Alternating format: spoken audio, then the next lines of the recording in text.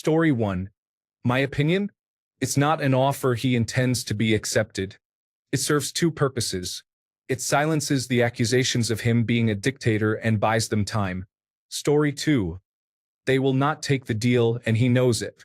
He is just saying that to prove that he is not a dictator. Remaining in power is not important to him. The safety and future of Ukraine are important to him. Story 3. He was literally calling out all of Trump's utterly demented ramblings and showing that he, Zelenskyy, is the statesman who is putting his country before anything and is the exact opposite of a dictator and doesn't care about anything for him on a personal level. The Make America Great Again utter idiots are losing their minds over this because it shows what idiots they are. Story 4. I am personally for Ukraine's membership in the North Atlantic Treaty Organization and the European Union, without the resignation of President Zelenskyy. This person is a true hero. He deserves to leave his job with honor and not as a negotiation chip. Story 5. I hope Zelenskyy does not get assassinated.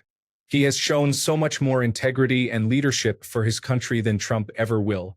I think realistically the resignation is a public move to counter the propaganda going around America that Zelenskyy is a dictator because he hasn't held an election, even though that's putting the cart before the horse. Zelenskyy has faced many assassination attempts during the war, so I doubt anyone would actually run in an election unless they were a Putin puppet and it was rigged from the start, which, by the way, Trump's accommodations for Putin would not be surprising. I hope they do get the North Atlantic Treaty Organization, and I hope Russia finally backs down and stops escalating tensions on their own and then crying victim when the opposition matches them. Story 6. He is being accused of being a dictator with a right-wing and pro-Russian stance. So what is the single best reaction? Openly step down. This is an excellent move by Zelenskyy. He clearly identifies that it's not about him at all, not about power, a stark contrast to Putin, a stark contrast to Trump, a stark contrast to all politicians and leaders vying to hold power. Story 7. He and his team have played a smart move with this. Russia has been making the play that he is illegitimate because they have not held elections at a time when Ukraine is facing an existential war for their survival, and Trump has called Zelenskyy a dictator with a very low level of popular support. Zelenskyy and his team have played a good move against the accusations that have been thrown at them. Story 8. He made the offer in response to Trump's idiotic complaints that Zelenskyy didn't hold an election at the end of his mandated term. It's a direct counter to the claim that he's abusing the war to cling to power. There is no chance that Putin would end the war simply by having Zelenskyy step down. Putin didn't go to war against Ukraine because he doesn't like Zelenskyy. Putin wants the land, and Zelenskyy stepping down doesn't give him land. The only way Zelenskyy stepping down ends the war is if Russia meddles in Ukraine's elections the way they did in the United States and they put a crony in office there, too. Then you can expect Ukraine to be handed over wholesale, so it's really not smart for Zelenskyy to be taking that risk right now. It's just rhetoric. We won't be seeing the war end and Ukraine immediately fall under North Atlantic Treaty Organization's protective umbrella because Zelenskyy steps down. Story 9. I'm just enjoying him showing how much better of a negotiator he is than Trump. Incentive? Have our minerals. You just need Russia to leave so you can get them. I'm a dictator? Promise my state security and I'll resign the following morning. Your move, orangutan. Story 10. This is the action of a leader. One who is willing to put his position and likely his life on the line for a gamble for the protection of his people and the sovereignty of his nation. Zelenskyy is the kind of official that comes along rarely. Story 11. That he is willing to do this proves he is already a far better president and person than Donald Trump could ever be. Donald Trump is like a turd making fun of a sunset. Story 12. I think he called Trump's bluff and Trump won't bite. The war will continue until Europe stops supporting, and Ukraine can't overcome the Russian waves of minions. Story 13. Won't happen as Russia will never agree, but the man has guts. Respect for him. He has given Trump the way to get rid of him, a way that he can't actually use. Art of the deal, Ukrainian style. Story 14. Ukraine will never be allowed to join the North Atlantic Treaty Organization as long as Putin is in power. Ukraine moving toward the West politically was one of the key drivers for the Russian invasion. Putin will go to war over it because the last thing he wants is for the West to trigger a thriving democracy right on Russia's border where those people are culturally connected to Russians. As far as Zelenskyy goes, he has clearly indicated he is going to do whatever is necessary to achieve long-term peace and stability for Ukraine. He should pitch offering an election immediately once the end of the war is reached because he would win. Story 15. I do not think it changed anything at all. It is probably just posturing to show that he is not trying to hold on to power, as Trump is accusing him of. However, North Atlantic Treaty Organization membership is a non-starter for Russia and the West while the war is ongoing. Story 16. Nothing, because this war isn't ending anytime soon, at least not under terms that would be favorable to Ukraine. The European Union isn't going to step up, and it's obvious right now the United States will most likely pull back unless Congress tries to force Trump's hand. So Zelenskyy said some words which are probably true, and nothing will become of it. Story 17. Isn't it actually worse if President Zelenskyy resigns? Not only will this likely not get Ukraine North Atlantic Treaty Organization membership, but there is no guarantee that the person who ends up in President Zelenskyy's place is not compromised. I don't have good geopolitical knowledge here, so I'm just curious. Story 18. He's going to end up dead or in exile when the ultranationalists in Ukraine start blaming the Jewish comedian for losing the war. I think Zelenskyy will refuse to flee the country for the same reason he stayed in Ukraine after Russia invaded. He's too damn stubborn and honorable. Story 19. Trump has given Putin a full place at the table. I am quite sure Trump works for Moscow. He certainly does not work for Americans. Zelenskyy is showing he cares about the baby. Trump, cut the baby in half. Putin, cut the baby in half. Zelenskyy, preserve the baby, protect the baby. Give the baby freedom. Take me instead. Zelenskyy is showing leadership. Putin, as always, is showing he is a communist. Trump, as always, is showing he is Putin's puppet. Story 20. It's the perfect move. An enemy state arrived out of nowhere, calling him a dictator. North Atlantic Treaty Organization membership was off the table where it really matters. So it made Russia, America, and everyone involved put up or shut up on one move. Oh, I'm a dictator.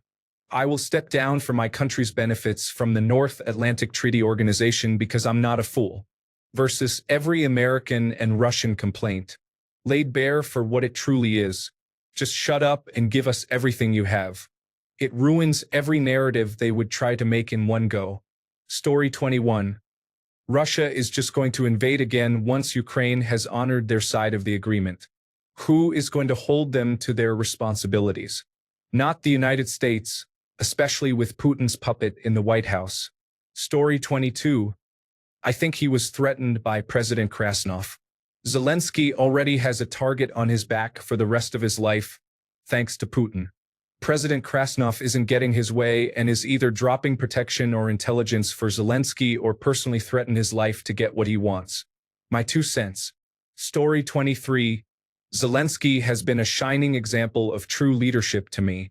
Originally, I did not think highly of him, but time after time, I've become impressed by him. Not fleeing when his country was attacked by Russia, being actively involved with his troops on the ground, not prioritizing his safety and self-importance, putting aside his pride, for example, working with a president who demands respect while doing nothing to earn it, in order to gain any possible support, and now sacrificing his presidency. American politicians are disgusting in comparison, putting their job security and re-election chances above country and people. I know nothing more about him and his competency, but I think his picture should be in the dictionary under leadership. However, I predict he will fall victim to immoral, power-hungry egomaniacs involved. They will not respect his sacrifice or uphold any promises and will immediately jump in to change the narrative to make him a failure and erase him from history.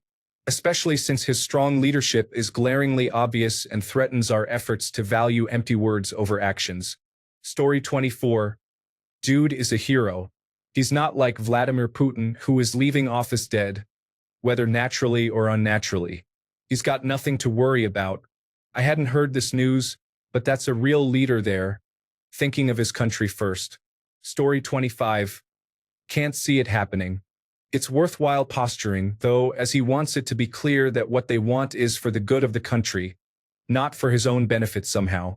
Putin wants Zelenskyy gone as a step towards ensuring Ukraine never joins the North Atlantic Treaty Organization and to give him another roll of the dice for a pro-Russian leader. Zelensky's suggestion is of no value to Putin, so his presidency will play out as it otherwise would have. Story 26. Even if Russia agrees, once Zelenskyy is out, they will go back on their word and install a Russian plant as president of Ukraine. Zelenskyy quitting as a compromise is just bad all around. Story 27. Trump will never allow that. It would be the total defeat and humiliation of Russia. The North Atlantic Treaty Organization won't even allow that. Something people need to realize about the North Atlantic Treaty Organization is that Ukraine was nowhere close to becoming a member when Putin invaded. That's something he made up to try to justify stealing Ukraine's land and resources with violence. Ukraine wanted to be in the North Atlantic Treaty Organization, but the organization was respecting Putin's insistence that allowing them in would be an attack on Russia. Story 28. This whole situation really hurts my heart. The Ukrainians have fought valiantly, and they are now being abandoned and flat-out blackmailed by Elon Musk and Starlink. If President Zelenskyy steps down, Russia and the United States will absolutely reinstall someone who will just hand Ukraine over. This is heartbreaking. Glory to Ukraine. Story 29.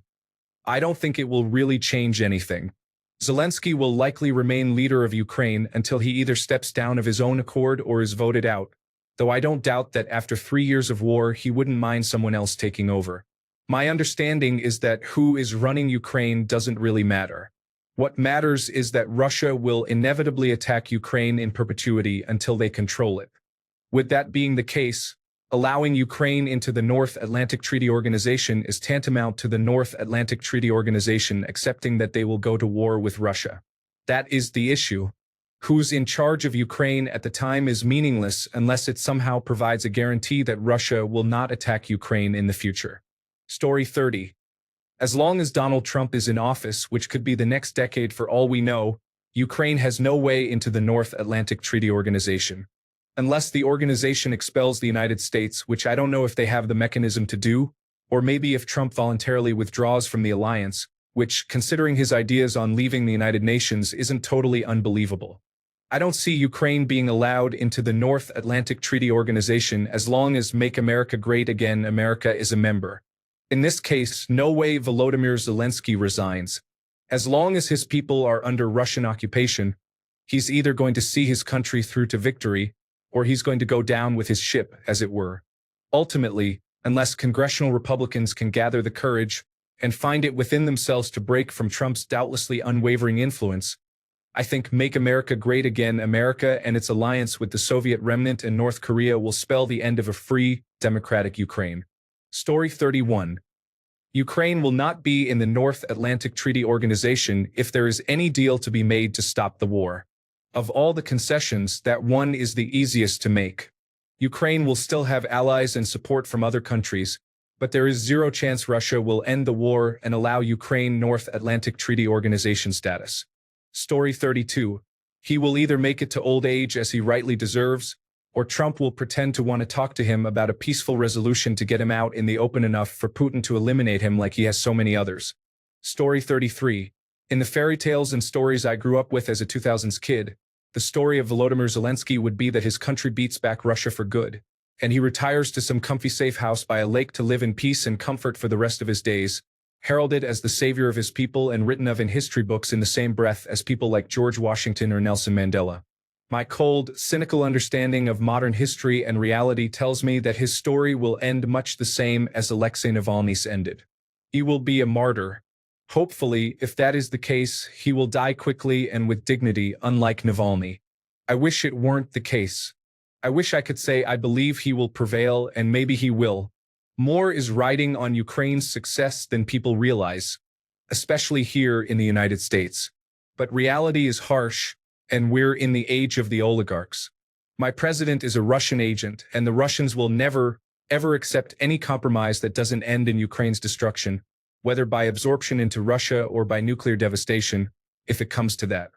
Either way, I don't see Zelenskyy making it out of the office alive, at least not for long. I really, really hope I'm wrong though. Story 34. Leaving office will surely expose him to upstairs windows and such like. People will also turn over every pebble to find every speck of dirt on him. Offshore bank accounts, any holiday homes, everything. Story 35. Obviously, the condition for him to leave office will never happen because it is outside his control, but he is gladly willing to take one for the team if the wildest dream ever happened. He is a true patriot. I think he is personally tired and exhausted from all the stress and tragedy of being a wartime president, so he is really looking forward to handing the reins of power to his successor because it will mean his country is finally at peace, and he can rest easy and focus on drinking margaritas on a tropical beach somewhere for the rest of his life.